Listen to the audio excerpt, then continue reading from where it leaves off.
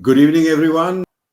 Thank you so much, Master Joseph, and my dear Tao brothers and sisters, for giving me this opportunity. Diwali is celebrated every year, but very rarely we go into the philosophy of lessons that this great Indian festival holds for us. Just imagine God could have ended these wars, the war of Lord Ram and Ravana, or the Kurukshetra war of Mahabharata, in a single stroke because he is the supreme. But he didn't do that because maybe he wanted us to learn the greatest lessons through his own real life acts. Having seen many Diwalis, I'm sharing with you the lessons that I learned from those. Hence, my subject, which is in front of you, is the real Diwali and the learnings of life from this festival. I'm sure every one of you is aware that King Ravana had 10 heads. And hence, I have also divided my presentation under 10 heads.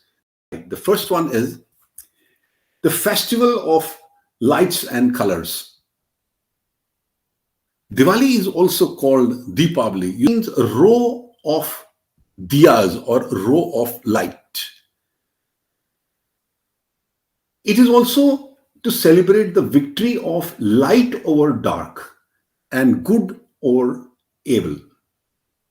Each year on the night of Diwali, when there is no moon, we can see beautiful celebrations, decorations at home, in offices, light dozens of candles and clay lamps, and also electrical bright lights outside on our shelves. Outer lights point to the great inner lights and helps keep them burning. We must remember to not only light the lamp in our temple, office, or home, but also in our hearts. We must light the lamp of truth, divinity, humility, purity, piety, and peace in our lives. By lighting the lamp of knowledge, we drive away the darkness of ignorance. There may be failures in life, which is quite natural, but never get demotivated by your failures. Never quit and always keep trying to succeed. Shine on your strengths, beliefs, talents, passions, and morals.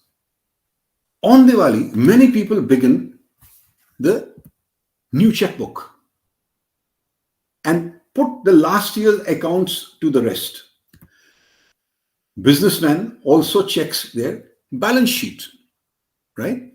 I'm sure everybody is aware about the balance sheet, which has an accounts of debit and credits, assets and liabilities. They check how much have we spent and how much have we earned.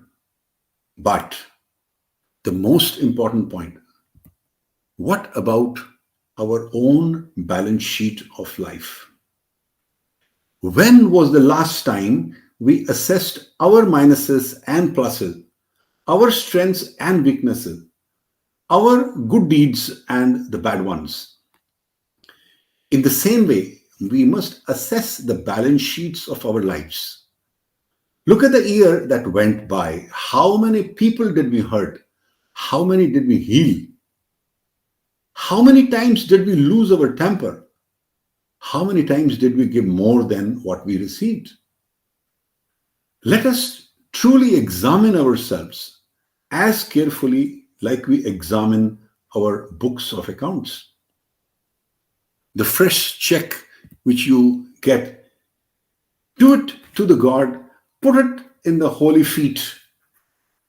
Put all your strengths, weaknesses also to Him, and then start afresh as a new book, unadulterated by old grudges and bitterness. Diwali marks the victory of good over evil. and the whole country is lit up to celebrate this fact. But once Diwali is over, lights are gone, we often sink back to our normal dark world filled with negativity, anger, jealousy. We have to learn to deal with our inner darkness. It is important during those times to remember not to lose hope and that good always wins over evil. With good intentions in our heart, we will always find a way to win over any obstacle in life.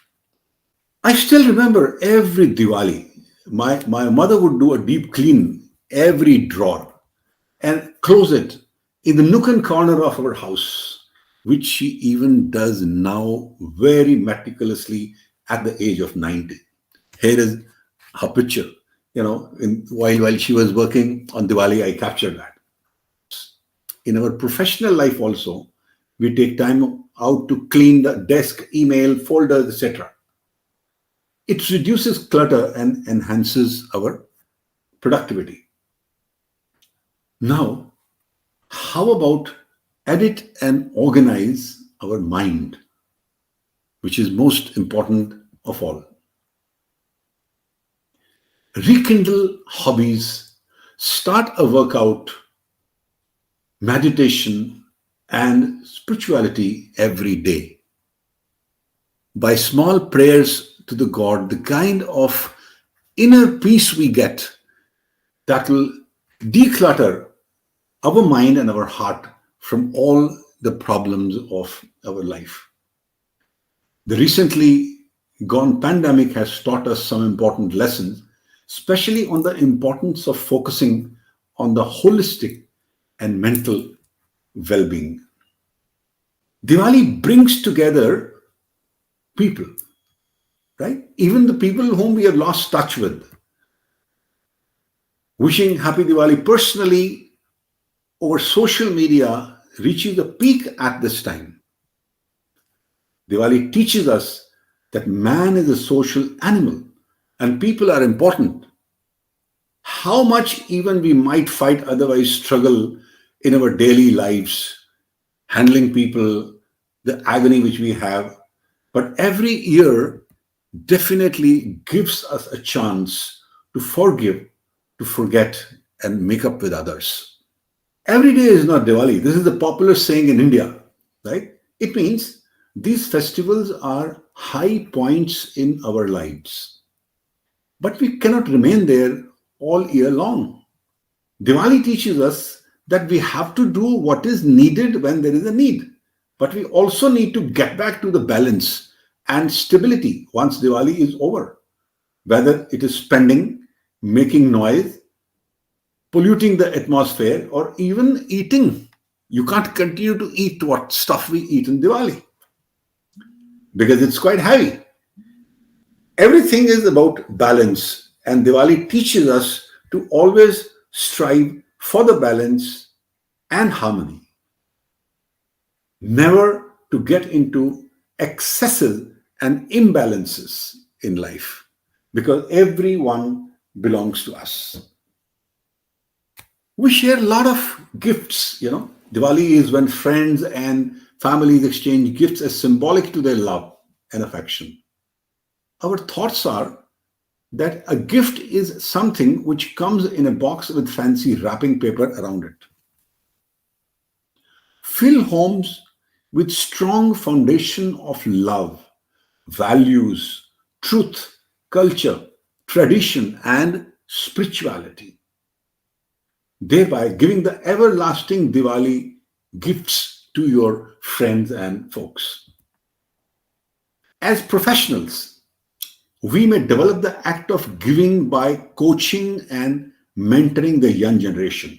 The young generation needs, the inputs and the experience, which as we seniors have got. So our learning can be given back to the society, and the fresh talent to share our knowledge and experience is the true gift to them. while celebrating festivals, give people around happiness by way of little acts of kindness. By visiting the orphanages, by visiting the old age homes, see the happiness on the faces of those who receive the gifts. There are smiles and lots of good energy sharing all around Diwali time. But it teaches us another lesson, to open the gate of our heart more often.